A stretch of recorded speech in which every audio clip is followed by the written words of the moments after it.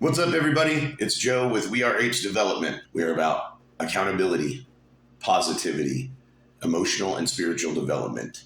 A.P.E.S. To me, it's a mindset, it's a vibe, it's a way to live your life, to be accountable for your behavior and your actions and the way that you interact with the world, to practice having a positive mental attitude, and to continue to be willing to emotionally and spiritually grow and evolve. What's up, everybody? Welcome to episode 3. This is going to be an interesting topic this week. I'm going to talk about love. So we're definitely going to stir some people's feelings and some controversy and probably some disagreements. I look forward to feedback on this one. First, I want to tell you guys about how the topic came about this week. I have probably 28 topics already lined out, briefly kind of branched off of each one. I was going to do anger this week because I felt like it paired with fear pretty well. It's a secondary emotion. It's a defense mechanism. There's physiological effects. But I didn't really want it to be too heavy. I didn't want there to be any negative overtones either. So I'm going to tell you a little bit about this week. About 5 days ago, I had a friend message me that I have a pretty good bond with. And he said, hey, do yourself a favor and look up the word agape. And I know what agape means. It is, by definition, agape means God's love of mankind, or the reciprocation of God's love from mankind. The love that people have for God is agape, and vice versa. It's unconditional. It's a maternal, fatherly, unconditional love. Cut to a couple days later, I was at work and I was talking to a coworker, and she mentioned that she had watched my previous episodes, my previous podcast, and asked me what I was going to be doing next. And I told her anger. And she said that she wanted to hear me talk about love. And love's a pretty heavy topic. And I mean, we could do 14 episodes just on love and the different types of love to really break it down.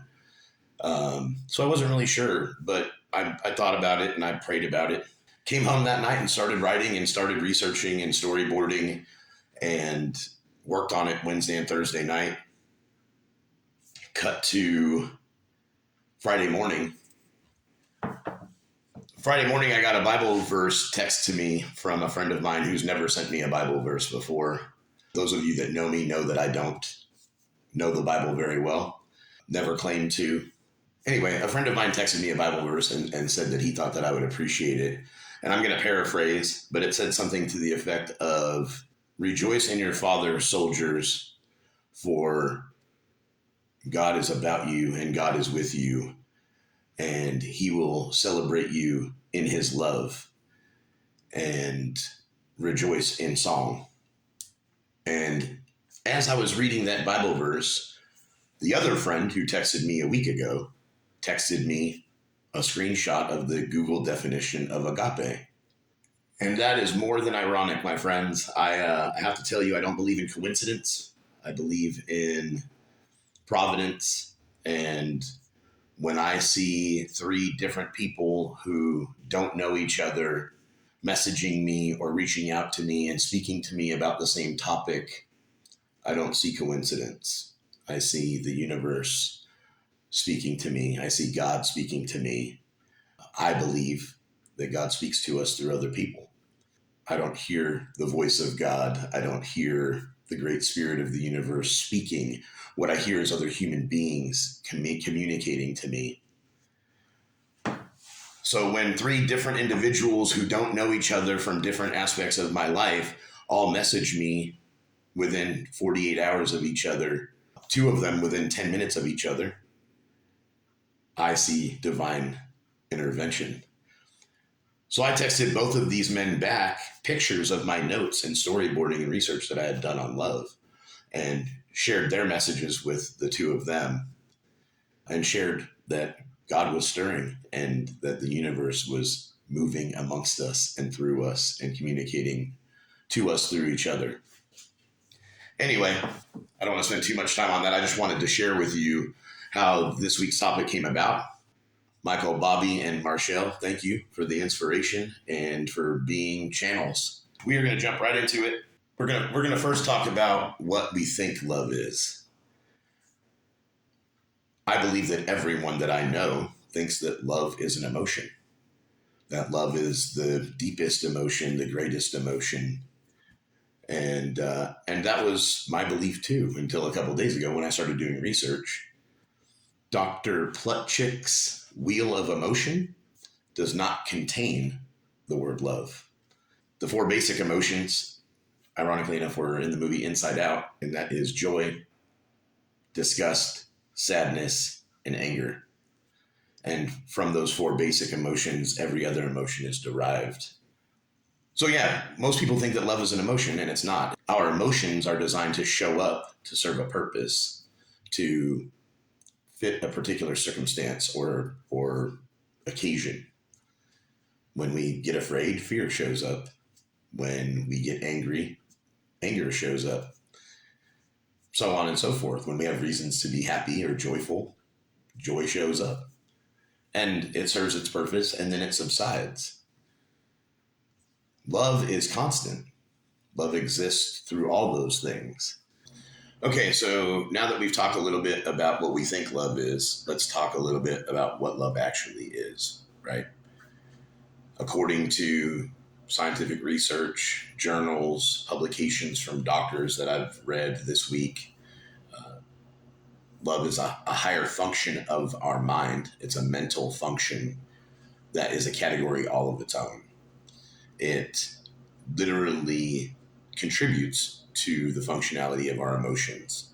And in fact, all of our emotions can exist at the same time as love. If we are hurt by someone who we love, we can experience sadness. If we are super happy with someone that we love, we can experience joy. If we lose someone that we love, we can experience grief and loss and pain. These are all emotions that can be experienced at the same time as love. Not that other emotions can't be shared, but love itself has its own function, has its own characteristics. In fact, some of the research that I read talks about love uh, being compared to temporary insanity or sharing characteristics of drug abuse because of the nature of the impulsiveness of the behavior that comes with love and how we behave when we're experiencing love or in love. How illogical we can be and how we would do things that we normally wouldn't do because we're experiencing these intense feelings of desire and lust and contentment and joy, and we want more. And what we will do to get more, sacrifice our sleep, sacrifice our finances, sacrifice our safety, right? We will make sacrifices to pursue the intense feelings and fulfillment that comes from loving someone or being in love. I'm actually going to put on my glasses this week because I have more reading to do than normal and I don't want to strain my eyes. So let's talk about what love is and the types of love, right? So we've already established that it's a higher mental function. It shares characteristics as lots of other functions do.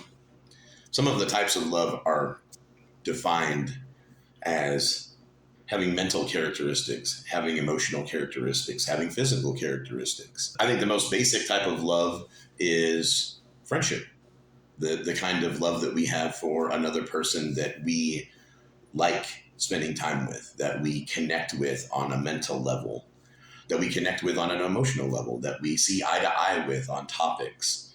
We share a certain amount of intimacy with our beliefs and our experiences. And we develop a friendship or a brotherly or sisterly connection with another human being. This is kind of an emotional love because we relate to each other's emotions. And this is also called or referred to as philia. Friendship is referred to as philia. Another type of love is infatuation, right? Which is purely mental. and can be playful. Uh, it's usually an intense attraction without a sense of commitment, but it could evolve into something more than just mental infatuation. If the attraction between the two people is mutual and a connection is sought and built upon with emotional and mental connectivity, infatuation can turn into friendship, or even further, it could evolve into passionate love, which is the next type of love. Infatuation is referred to as ludus. It's a ludus kind of love. Infatuation can evolve, as I said, it can evolve into passionate love. Passionate love is considered to be emotional and physical because it comes with intense feelings of adoration, desire, joy, lust. It comes with a longing and an attraction and a need for physical closeness and affection. So you can have a passionate love with someone that doesn't have a commitment. It doesn't have some of the other elements, right? It doesn't have necessarily have the friendship connectivity or the brotherly or sisterly bond. It can be mainly emotional and physical. That's considered an eros kind of love. The next kind of love or type of love is the one that most people relate to. Most people think this is an emotion. Most people think about relationships and the kind of love that comes with personal, intimate relationships, and that's compassionate love. Compassionate love has all of the elements: the emotionality, the physicality, and the mentality. It has all three of those things combined. So you relate emotionally, you share a connectivity emotionally, you share an attraction physically and a physical intimacy, and you share a mental connection, your wants, dreams, desires, the way you view politics or religion or faith. You share the same mental aptitude and a closeness and a connectivity there. Compassionate love has trust. It has affection between both people. It's mutual, a mutual trust, a mutual affection, mutual intimacy. Whether it's physical, emotional, or mental, intimacy can go deep, and it can exist on all of those planes in a compassionate love. Something else that compassionate love has is commitment between two people. It also has loyalty between two people. So, what we're really talking about when we talk about compassionate love is the love that exists between two human beings on the deepest possible level, the biggest, the highest level of connectivity that can exist between two people. I believe that we are designed to love one another. The next kind of love is lust. Lust is a mental infatuation combined with a need for physical sexual intimacy. Again, we were wired that way. As human beings, we were created to procreate, to reproduce, and to have physical pleasure from sex. So it's not surprising at all to me that a kind of love can exist between two people that doesn't have friendship attached to it, doesn't have commitment attached to it, doesn't have any kind of relationship status attached to it, other than the fact that it is two people mutually sharing a mental infatuation with a physical sexual need that is being met. The last kind of love is unrequited love. And I feel like this is the least talked about, the least understood, and the most harmful. Unrequited love is the love that you have for someone who does not feel the same way about you. I don't know about any of you. I can't speak to any of your experiences. I know that I myself have definitely felt like I was absolutely head over heels in love with someone, and they did not feel the same way about me. So that's a real dangerous place to be, being head over heels in love with somebody who doesn't feel the same way about you. We put ourselves in a very, we can put ourselves in a very sacrificial state. I know that my experience with that was they didn't feel that way about me yet. If I could prove my worth or prove my value or show my loyalty, maybe that person was incapable of loving someone because they were emotionally unavailable, right? We talked about that in emotionally unavailable relationships. But no, the reality of the matter is you can put yourself in a very sacrificial place. Sacrificing your own needs, wants, and desires can be harmful. It's the opposite of self-care, right? Like you sacrifice your own rest, your own finances, your own mental well-being, your own physical well-being. You sacrifice your safety for the sake of someone who wouldn't do the same for you. It's a very dangerous place to be. And I feel like unrequited love is experienced a lot more than people think or admit.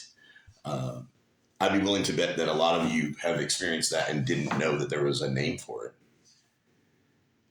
I certainly didn't, to be honest. So let's recap real quick. The types of love are friendship, which is an emotional type of love and referred to as philia. There's infatuation, which is a mental and playful kind of love, which is referred to as ludus. There's passionate love, which is emotional and physical, and that's referred to as eros. Compassionate love, which is all three, emotional, mental, and physical, and referred to as storge, a familial kind of love, because it embodies all things required or necessary for a healthy relationship. There's lust, which is the subject of our lower nature, right? It's a mental function. It is a physical kind of love. And then there's the unrequited love, which is mental and emotional.